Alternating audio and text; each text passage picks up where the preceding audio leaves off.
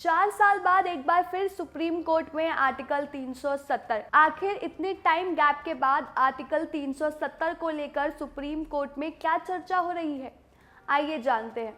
शुरुआत करते हैं। जैसे हम सब जानते हैं कि 5 अगस्त 2019 को पीएम मोदी की सरकार ने भारतीय संविधान के आर्टिकल 370 को रद्द कर दिया था, जिसने भारतीय प्रशासित कश्मीर को अपना संविधान, अपने खुद के कानून बनाने के अधिकार के साथ 2 सदनों की विधायिका रखने की क्षमता प्रदान की थी। केंद्रीय गृह मंत्री अमित शाह ने राज्यसभा में 4 संकल्प पेश करते हुए आर्टिकल 370 खत्म करने का प्रस्ताव पेश किया था। इस ऐतिहासिक फैसले से जम्मू कश्मीर की राजनीति के साथ साथ कई बाकी चीजों में भी बदलाव आया। लद्दाख अब अलग यूनियन टेरिटरी है। कोई भी केंद्र शासित प्रदेश वहां पर प्रॉपर्टी खरीद सकता है, जो पहले नहीं होता था। आर्टिकल 370 के अनुसार राज्य के बाहर देश का कोई भी नागरिक अब जम्मू कश्मीर में संपत्ति खरीद सकता है। पहले जम्मू कश्मीर के सरकारी दफ्तरों में भारत के झंडे के साथ साथ जम्मू कश्मीर का झंडा भी देखने को मिलता था, लेकिन अब जम्मू कश्मीर में अपना अलग कोई झंडा नहीं है। कुछ इस तरह के बदलाव देखने को मिले। आर्टिकल 370 के कारण देश की संसद को रक्षा, विदेशी मामले और संचार के अलावा किसी भी मामले में जम्मू कश्मीर के लिए कानून बनाने का अधिकार नहीं था। साथ ही जम्मू कश्मीर को अपना अलग संविधान बनाने की पहले इजाजत दी गई थी, लेकिन अब ये सब बदल गया है। आर्टिकल 370 को हटाए जाने के बाद लगभग सब बदल गया है। जम्मू और कश्मीर अब एक अलग यूनियन टेरिटरी है।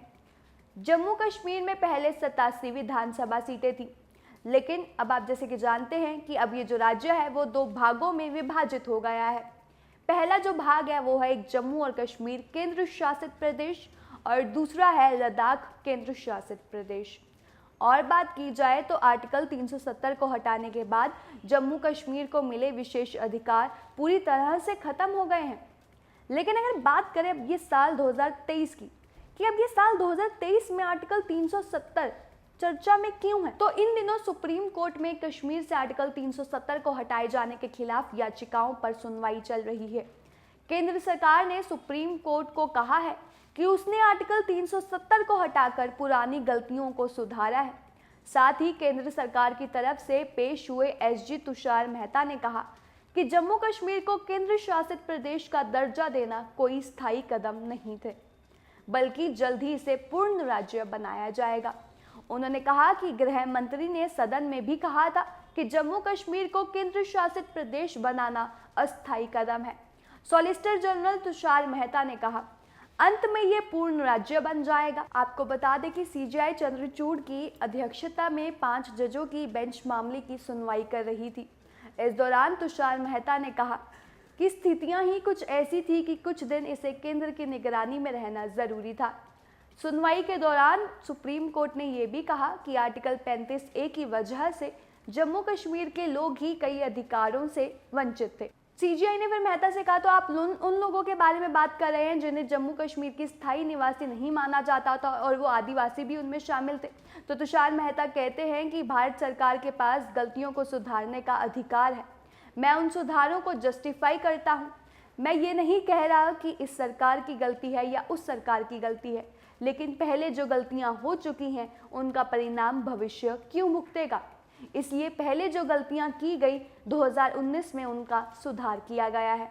मेहता ने यह भी कहा कि अगर किसी खास वर्ग को ही विशेष अधिकार दिया जाता है तो इसके चलते हुए ये आर्टिकल 14 और आर्टिकल 19 का उल्लंघन है। आपको ये भी बता दें कि बहुत सारे लोग ऐसे थे जो पाकिस्तान से आकर कश्मीर में बसे थे, लेकिन 2019 तक वो वहाँ के स्थायी सदस्य नहीं माने जाते थे। दूसरे राज्यों से बहुत सारे सफाई कर्मचारियों को जम्मू कश्मीर भेजा गया था, लेकिन वो वहाँ की सुविधाओं का फ़ायदा नहीं उठा पा रहे थे। दशकों तक रहने वाले वहाँ पर जो लोग दशकों तक रहते थे वो भी वहाँ पर संपत्ति नहीं खरीद पा रहे थे, वहाँ पर ज़मीन नहीं खरीद पा रहे थे, जिसकी वजह से जम्मू कश्मीर में जो निवेश था वो भी ज़ीरो था। सीजीआई ने यह भी कहा कि आर्टिकल 35 से लागू करके लोगों को उनको अधिकार दिया गया है, जो उनका अधिकार पहले नहीं मिल रहा था वो उन्हें अब दिया गया है। इसके साथ ही मेहता ने यह भी कहा कि अब तक लोगों को समझाया गया था कि जिस विशेष अधिकार के लिए वो वहाँ के लोगों से लड़ाई लड़ी है उन्हें दिया गया है, जिसके लिए वो लड़ाई लड़ रहे थे वो अधिकार उन्हें दिया गया है। वहीं बड़े राजनीतिक दल भी आर्टिकल 370 की रक्षा में जुटे रहते थे।